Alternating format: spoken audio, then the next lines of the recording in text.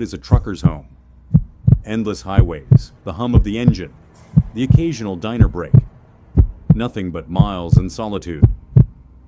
But some roads were never meant to be traveled. Some loads were never meant to be hauled. And something is following me. Waiting. It started like any other job. Pick up, drive, deliver.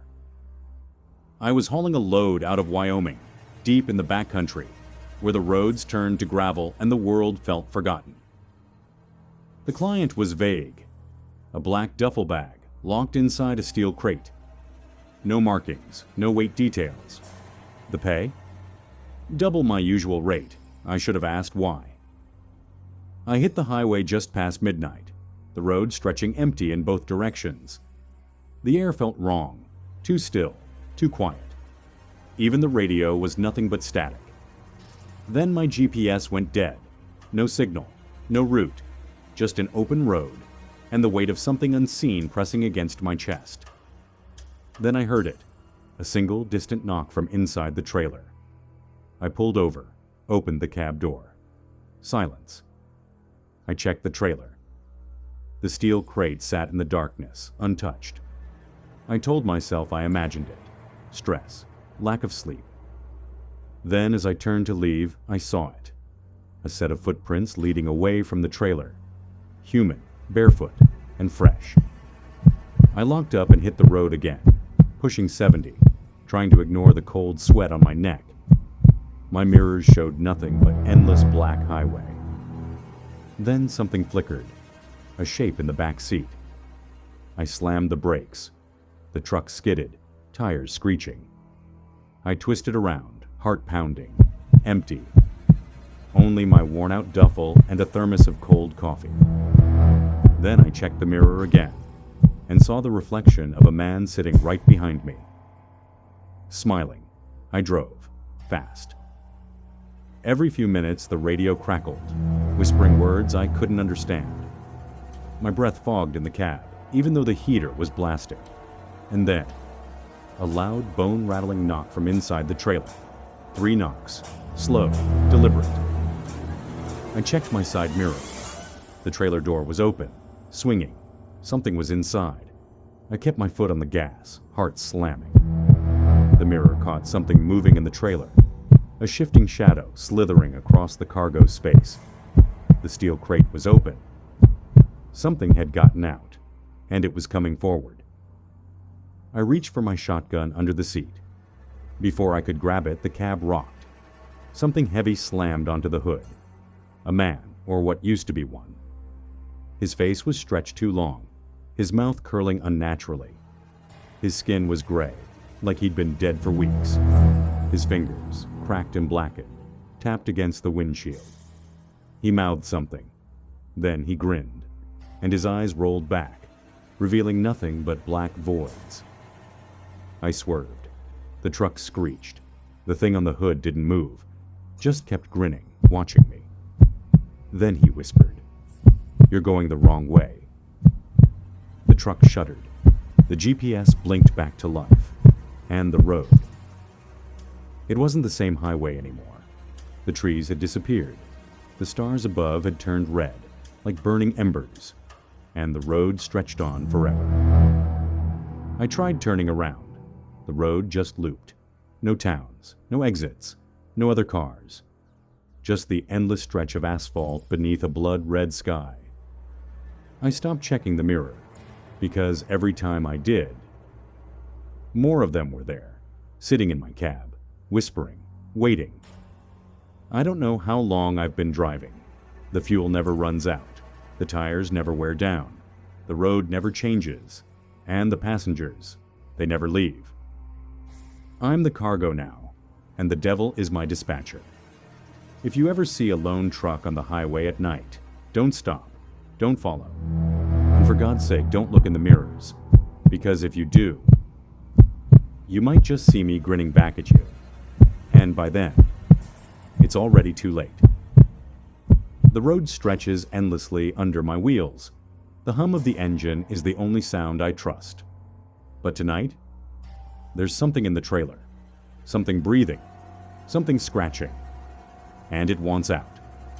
It was supposed to be a simple job, a pickup just outside of Denver, a remote warehouse with no signage, no paperwork, and a client that paid in cash. The cargo? A single reinforced steel crate, bolted down, the size of a small car. The instructions: no stops, no questions. Just drive to an undisclosed location 3 states over. The pay? Enough to make me forget how sketchy the whole thing was. I should have walked away, but I didn't. The first few hours were silent. Then, somewhere along a dark Arizona highway, it started. A low, guttural growl. Not an engine noise, not road vibrations. Something inside the trailer, something waking up. At the next gas station, I took a quick look. The crate was still there, still locked. But the metal wasn't smooth anymore. Long, deep scratches ran across its surface, like something inside was trying to claw its way out. I locked the trailer and got back on the road. My hands were shaking. For the next 100 miles, the road was deathly quiet. No passing cars, no highway patrol, not even a single streetlight. The world outside looked wrong. The trees too still, the moonlight too bright, the shadows stretching in ways they shouldn't. Then my radio crackled. A voice, but not words, just heavy breathing. Then a whisper, "You should have never picked it up." I killed the radio. The breathing didn't stop. A loud bang shook the whole truck. I swerved, nearly losing control. Something had slammed into the inside of the trailer, hard. Another bang, then another. The whole truck rattled. Then came the worst sound of all. A deep, metallic groan. The sound of a lock breaking. The trailer door creaked. It was open. I checked my mirrors. A shape moved in the back, huge, hulking. It crawled forward, pulling itself out of the trailer onto the roof of my cab. Claws scraped metal. A heavy breath fogged the windshield from above. Then, a low, inhuman growl. It knew I was watching, and it was watching me back. I slammed on the gas. The truck roared forward, tires screeching. The thing on the roof dug its claws in, holding on. I swerved, hard. It slid to the side but caught itself at the last second. Then, in my mirror, I saw its face. A grotesque snarl, human-like but not human.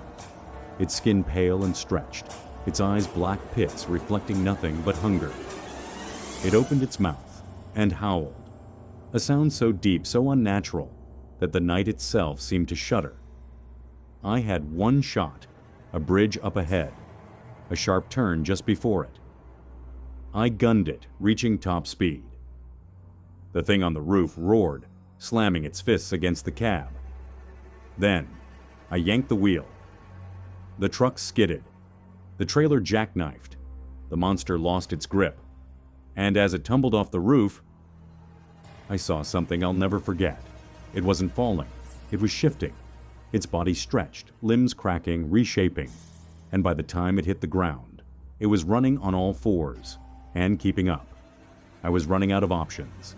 The thing chased me for miles, never slowing, never stopping. I saw the delivery point ahead, a gated facility, floodlights shining. I laid on the horn, flashing my high beams. The gates opened just in time. I barreled through, skidding to a stop inside.